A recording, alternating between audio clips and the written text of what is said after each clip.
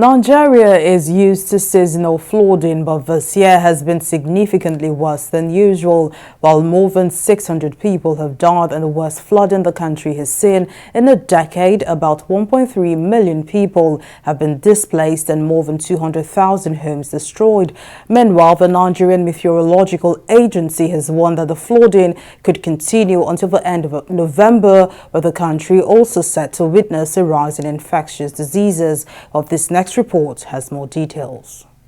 Bayelsa, Lagos, Kogi and 24 other states in Nigeria have witnessed loss of lives and property as unexpected flooding damaged homes, infrastructure and displaced millions living communities struggling to survive. The flooding has been blamed on the emergency release of excess water from the Lagdo Dam in neighboring Cameroon and the torrential rainfall the country has witnessed. Rising from this, the United Nations Children's Emergency Fund UNICEF says over 1.5 million Nigerian children and adults are at risk of waterborne diseases, as public health expert Nsiabasi Ekonem confirms this claim. The negative effect of this is that we are going to be seeing an epidemic of diseases like cholera, amoebic dysentery, just name it. These are some of the things that we are going to experience. And you consider the fact that soakaways are now being awashed by the flood. So you begin to see that all manner of debris, all manner of microorganisms are making direct contact with humans. I mean, you can only imagine the extent of disease outbreak that we're looking at. Ekonem also says with over 440,000 hectares of land impacted by the flooding, and in addition to the rise in infectious diseases, the country is projected to face acute malnutrition. Food production has greatly declined, and we have already seen some of those effects in the cost of foods in the country. Unfortunately, malnutrition, which is one of the drivers of death among young and old people, is going to begin to set in. Nigerians are barely feeding a day.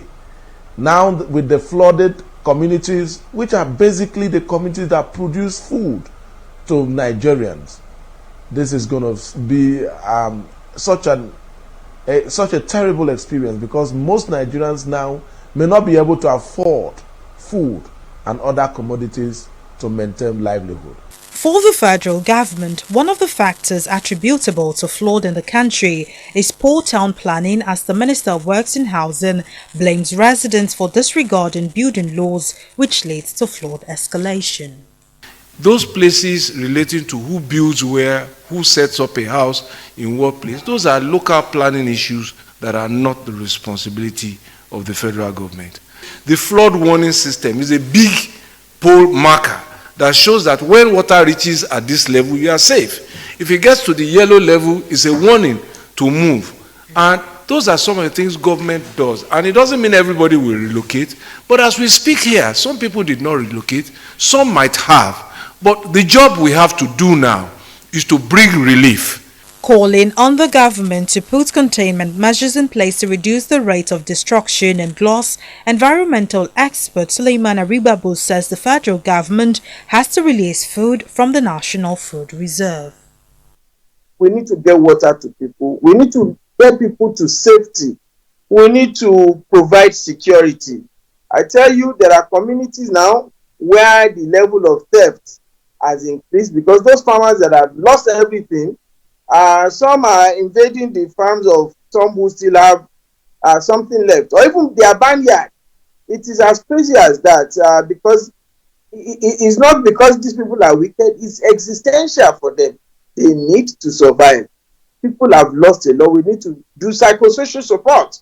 To cushion the effects of the flood which ravaged the country, the Minister of Agriculture and Rural Development Muhammad Abubakar says the federal government has commenced the distribution of assorted food commodities and subsidized fertilizer and chemicals to farmers across the country. Mary Kanu, TV 360.